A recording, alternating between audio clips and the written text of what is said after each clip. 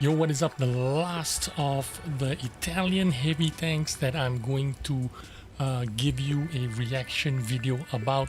This is the Progetto 54 Tier 8 Tech 3 tank, and I'm going to have two replays for you. One here on Glacier and the next one is on Mannerheim line. I am running this tank with IRM, improved aim and optics. Now the general consensus is you probably run this tank with some kind of stabilizer. You could run it with hardener as well to improve the durability of this tank, but this is my choice. I like the optics, the improved aim, and the IRM. And to be honest with you, you don't really necessarily need to run with the improved rotation mechanics and the IRM in combination, but I wanted the IRM to reduce the bloom of the 0.36 accuracy. I'm going to compare this tank later on with the Bisonte C45, which is the premium version of the same tier, I guess, the same heavy tank on the Italian line. Now you see me, this is of course the test server. You have to take these performances with a little grain of salt because there are a lot of inexperienced players playing on the test server, just trying out tanks.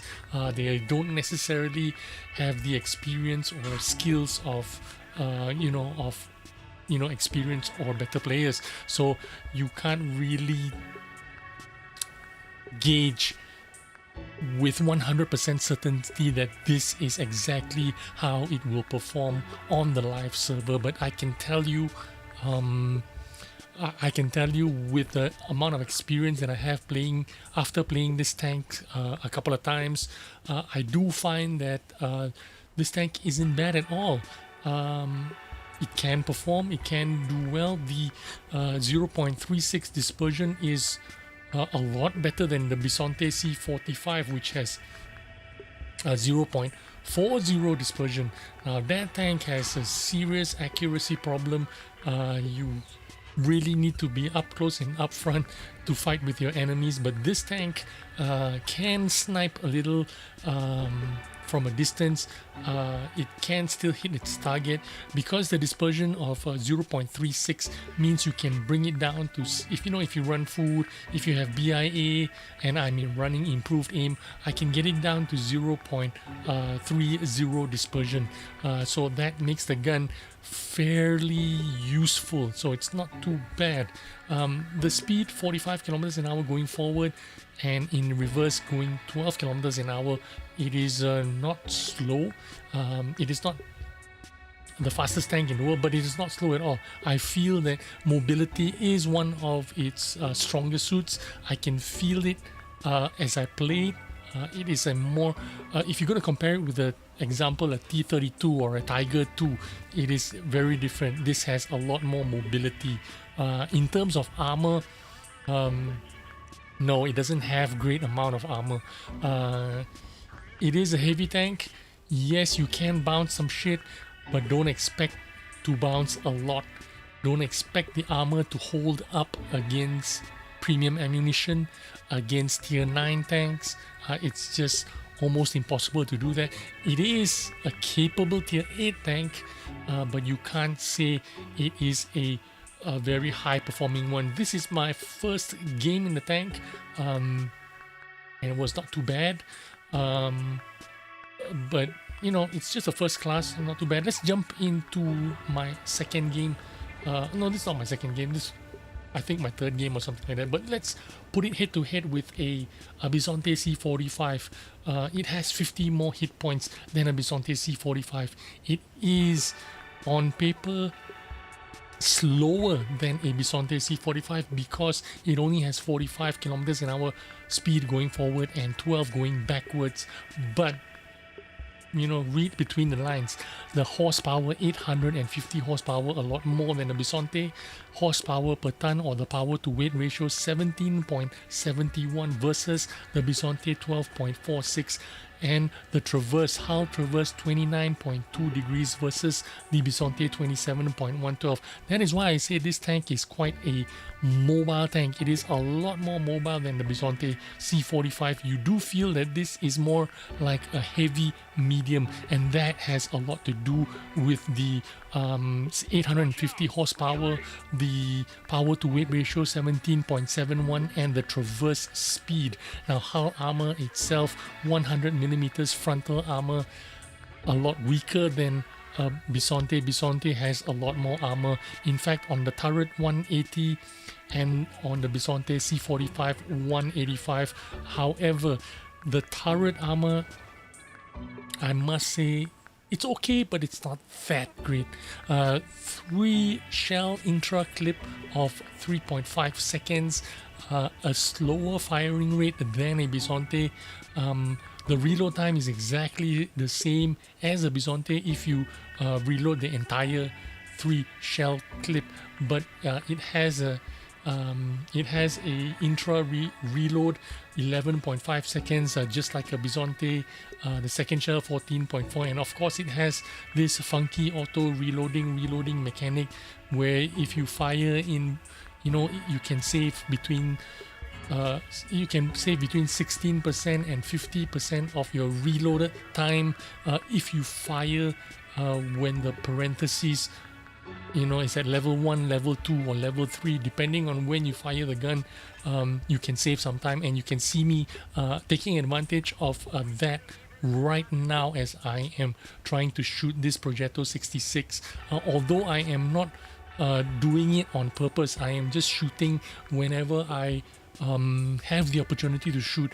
Whenever I see there's a shell available, I fire it. If so happens that I'm getting some kind of reload bonus, well, good, I'm getting a reload bonus. If I'm not getting a reload bonus, that's too bad, because when you're in fights like this, when you are in a brawl, when you are trading, there just really isn't a lot of time for you to pay attention to so many things going around.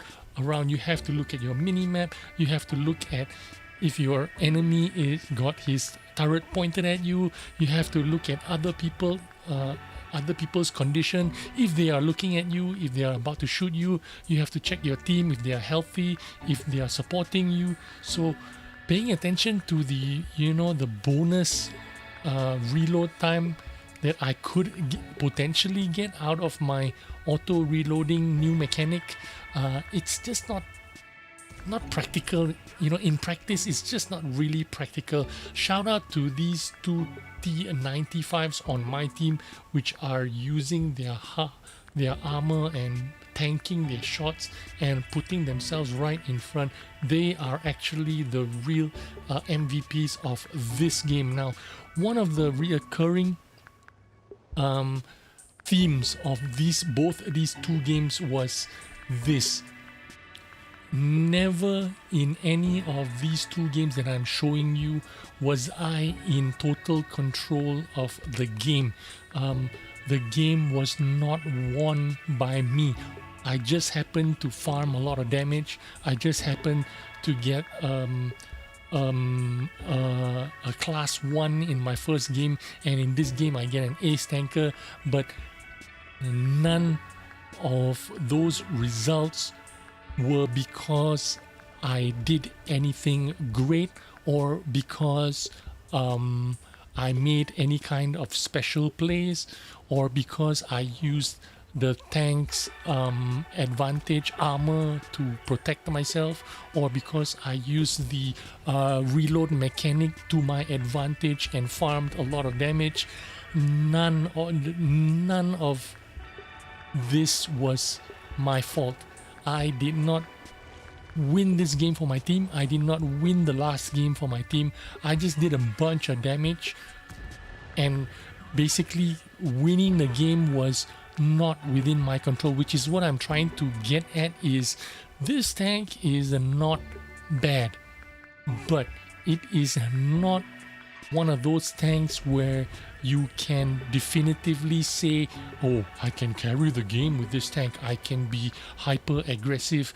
I can use the armor to survive longer and carry this game. I can use the reload mechanic. I can use this gun to carry the game because I can manipulate or take advantage of the reload mechanic. I'm basically winning this game because this Conqueror tier 9 has got the tiny gun, the first stock gun, and he did not play this well. He did not notice me. He could have fought me, killed me off, and then shoot these T95s in the back and won the game for his team. He basically threw the game for his team and awarded me some free damage, and that is the only reason why I won this game. As you can tell, when I went up there to shoot the Waffenträger in the back, shoot the T95 in the back, that Conqueror did not do anything to stop me. He didn't even notice I was there, and that was the only reason why I managed to get a lot of damage and technically win this game for my team and become the hero. But you can see from both the games, I did not do much. Yes, I contributed a lot of damage, but none of my actions or the performance of this tank, either with the armor or with the reloading mechanic or with the alpha damage of this gun, that won this game. It was just sheer luck, me being at the right place at the right time, having some donkeys on the enemy team, and that's not how I want my tier 8 tanks to be. I would rather have tanks like, for example, the Progetto 46, the premium medium tank on the Italian line. That is a total boss carry tank. That is the kind of tank I want to play. This is a tank I don't mind playing. It's not difficult to play through it to get to my tier 9 or get to my tier 10, but it is definitely not a tank that I want to keep in my stable as a tank that I want to play every day and have fun with it. I hope you enjoyed my reaction video on this tank and took some information and what you want to do when you get, or when this heavy tanks get introduced into patch 1.11.1. Thanks for watching. I'll see you on the next video. Bye bye.